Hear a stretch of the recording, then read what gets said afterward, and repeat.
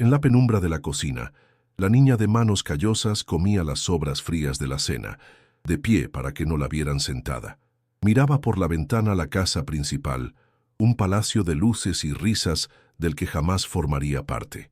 Su sufrimiento era un secreto silencioso, guardado con celo por la mujer que se suponía debía protegerla.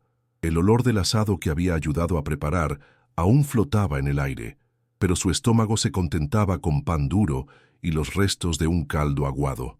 Arriba, en el cielo, oscuro e infinito, una luz parpadeaba en la distancia. Era un avión.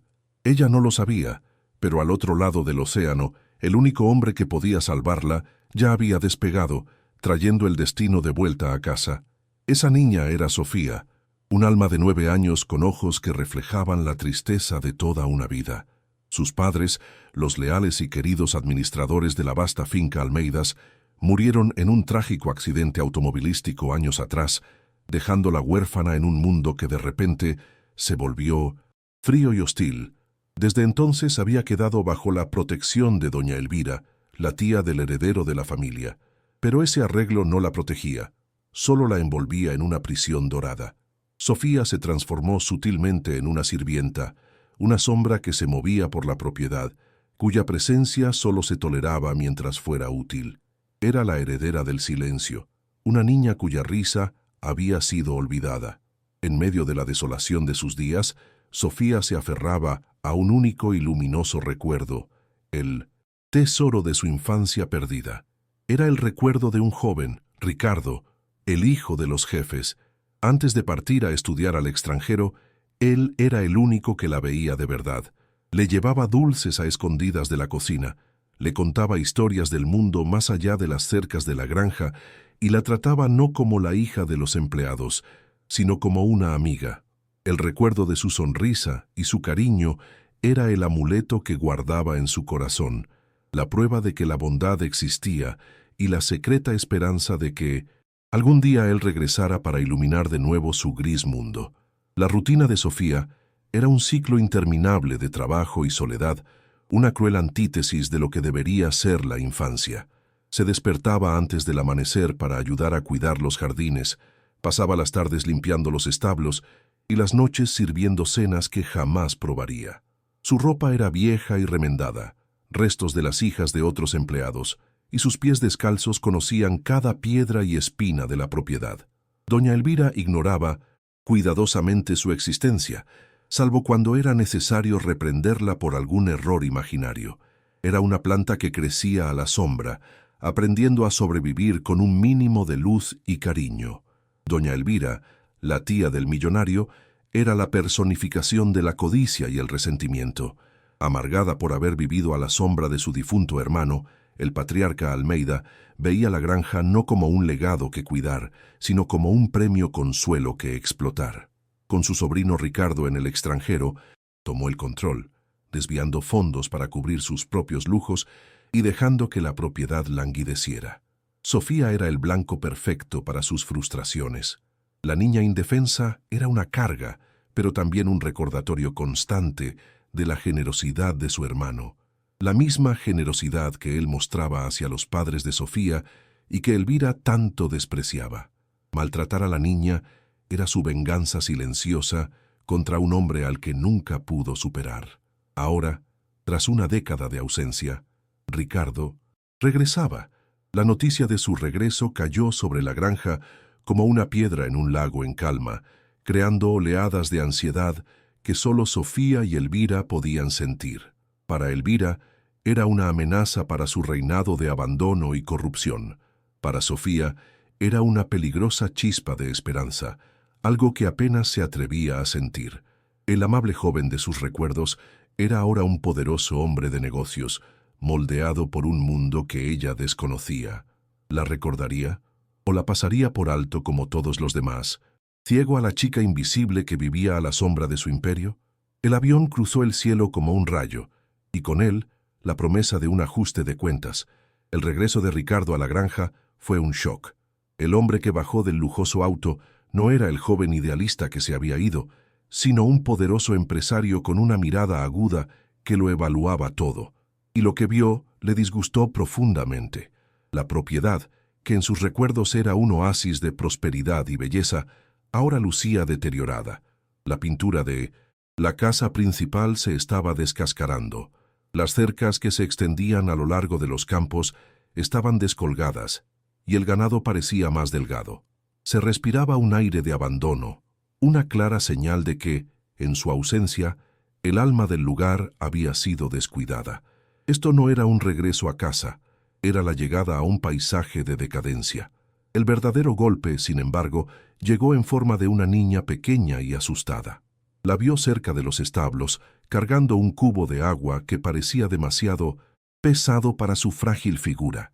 Llevaba el pelo mal cortado, la ropa raída y los pies descalzos. Cuando la llamó por su nombre, Sofía, ella se estremeció. El miedo en sus ojos fue una respuesta más elocuente que cualquier palabra. La imagen de la niña risueña que había conservado en su memoria se hizo añicos ante la triste realidad de esa figura silenciosa y oprimida.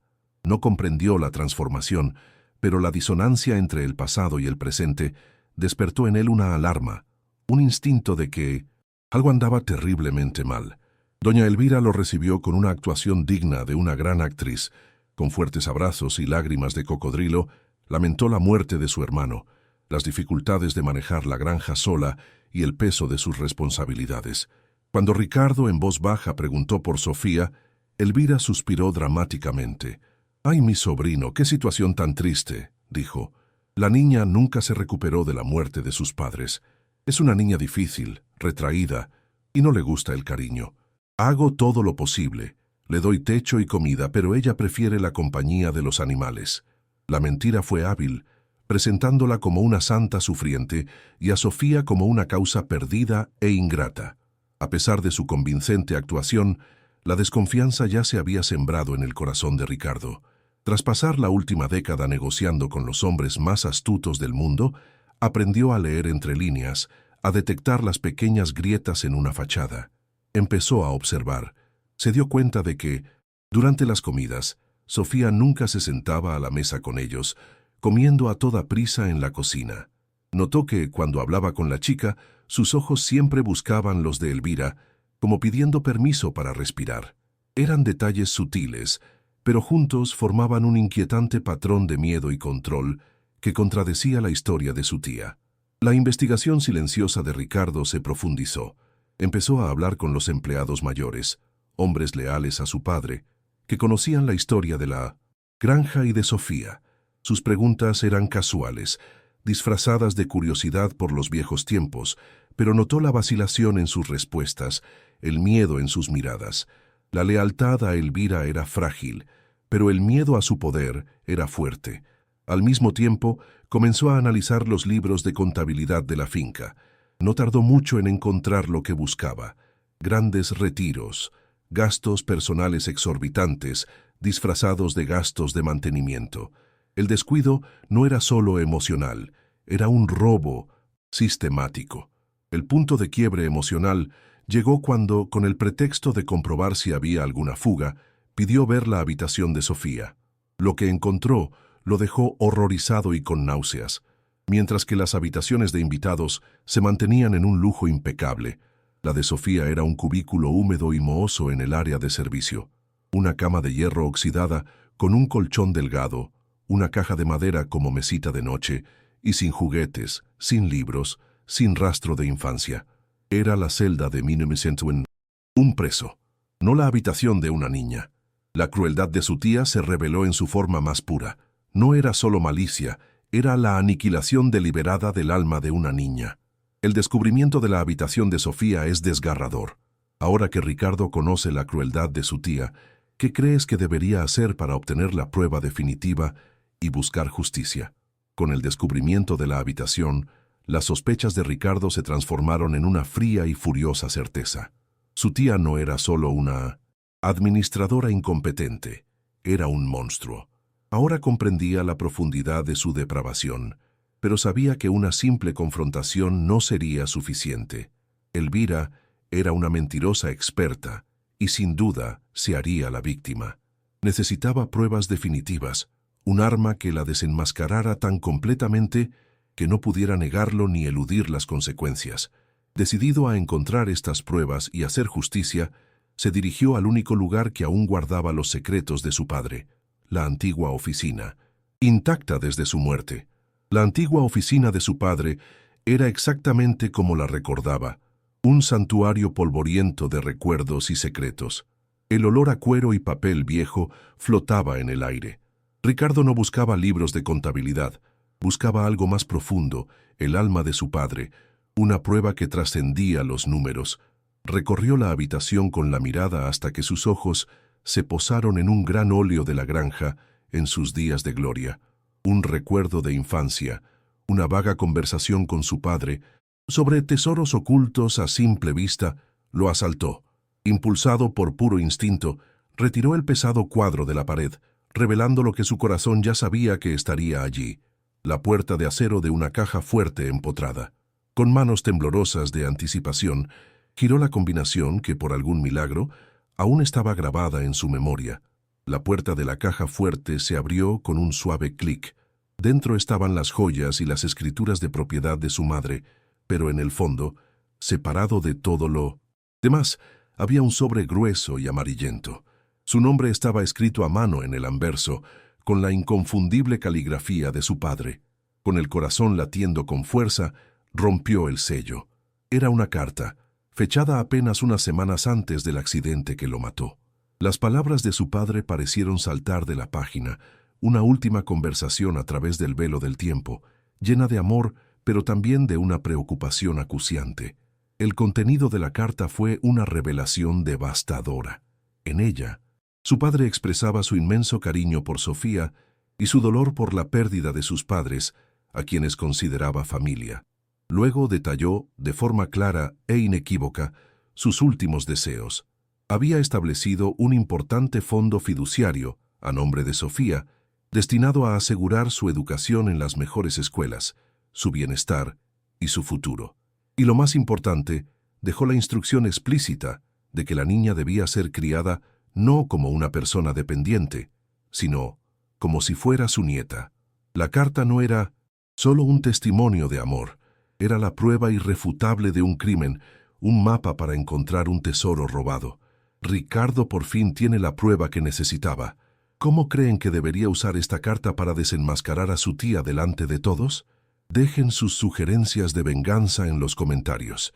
La furia que se apoderó de Ricardo fue fría, precisa y absoluta. El trato que su tía le dio a Sofía no fue solo una crueldad nacida del resentimiento. Fue un fraude calculado, un robo deliberado de la infancia, la herencia y el futuro de una niña indefensa. El dolor de la pena se mezcló con un profundo asco. En ese instante, el plan de venganza se formó en su mente. No una venganza de gritos y acusaciones, sino una ejecución pública, elegante y despiadada. De inmediato hizo varias llamadas, citando a los abogados y contadores de la familia a una cena de emergencia en la finca, con el pretexto de discutir la venta de parte de las tierras. El escenario para el juicio de Elvira estaba listo. La cena se desarrolló en un ambiente de tensión palpable. Elvira, sintiéndose el centro de atención, presidía la mesa, ajena a la tormenta que se cernía sobre ella. A mitad de la comida, Ricardo, con una calma inquietante, dejó los cubiertos. «Tía», antes de hablar de la venta del terreno, empezó, con su voz resonando en el silencio, «me gustaría un informe del fondo educativo de Sofía Almeida». El rostro de Elvira palideció. Intentó reír, descartando la historia como un delirio. «¿Qué fondo? Tu padre jamás mencionaría semejante disparate».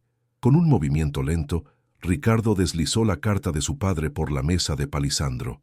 «Mi padre era un hombre meticuloso», dijo, con la mirada fija en ella. Entonces se levantó y continuó, con voz áspera como el cristal. «Y tu mayor herencia, tía, no fue el dinero, sino la lealtad, una palabra que olvidaste».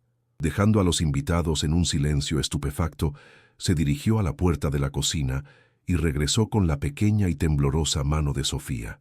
La condujo por la sala, pasando junto a los rostros atónitos de los abogados, hasta la cabecera de la mesa, la silla que había sido de su padre. La atrajo hacia la niña y con un gesto que selló el destino de todos los presentes, anunció, «A partir de hoy, El único heredero de esta casa que necesita mi protección es este. La revelación, hecha ante los tutores legales y financieros de la familia, fue una jugada maestra. Con la carta de su padre como prueba irrefutable, Elvira fue despojada de todas sus mentiras. Los abogados, conmocionados, confirmaron la existencia del fideicomiso y la magnitud del desfalco a lo largo de los años. La humillación de Elvira fue silenciosa y absoluta. Ricardo, con una calma gélida, le informó que estaría legalmente obligada a devolver hasta el último centavo robado y que debía abandonar la propiedad al amanecer para no volver jamás. Su reinado de avaricia y crueldad terminó no con gritos, sino con el sonido de la pluma de un abogado que borró su nombre del legado familiar para siempre. Para Sofía, el cambio fue como el amanecer tras una noche interminable. De la noche a la mañana, la niña que comía las sobras en la cocina se convirtió en el centro del universo de la casa. Cumpliendo los deseos de su padre, Ricardo asumió su custodia legal. Los primeros cambios fueron simbólicos pero conmovedores. La trasladaron del húmedo cuchitril a la más hermosa habitación de invitados, con una cama mullida y una ventana con vistas a los campos. Su ropa, vieja y remendada, fue reemplazada por vestidos nuevos y coloridos. Y lo más importante, obtuvo la libertad de ser niña, el derecho a jugar, a soñar y a tener voz. La granja, que antaño había sido su campo de trabajos forzados, se convirtió en su reino. Ricardo la matriculó en una excelente escuela del pueblo vecino y llenó su nueva habitación con más libros de los que jamás hubiera imaginado. Incluso le enseñó a montar a caballo, cumpliendo el sueño que el padre de Sofía jamás pudo cumplir. Con Pinmas, cada día que pasaba, la sombra de miedo en sus ojos se disipaba, reemplazada por un destello de alegría y curiosidad. La casa, antaño un lugar de silenciosa opresión, comenzó a resonar con un sonido que no se oía en mucho tiempo, la risa cristalina de Sofía, que se extendía por los pasillos como música. Un año después, en una tarde dorada, una radiante Sofía galopa en su caballo castaño por las vastas llanuras de la granja, ahora próspera y exuberante. Su risa se lleva el viento. Desde el porche de la casa principal, Ricardo la observa con una sonrisa serena. El despiadado empresario ha encontrado un propósito mucho mayor que las ganancias y los contratos. Ha hallado alegría en restaurar una vida. Al salvar a Sofía, también se ha salvado a sí mismo, reconectando con el legado de honor y lealtad de su padre. La niña que sufría en silencio ya no era una sirvienta. Era el alma y la verdadera heredera de este lugar. La historia de la Granja Almeida nos enseña que el verdadero legado de una familia no se escribe en testamentos, ni se mide en hectáreas de tierra, sino en los actos de bondad y justicia que lo definen. El regreso de Ricardo no solo cambió el destino de un niño, restauró el alma de un lugar, demostrando que la mayor riqueza que podemos cultivar es cuidar a quienes nos han sido confiados. ¿Crees que la justicia, aunque tarde, siempre encuentra la manera? Deja tu opinión en los comentarios. Dale me gusta si te conmovió el destino de Sofía y comparte para difundir el mensaje de que el mayor legado es el amor.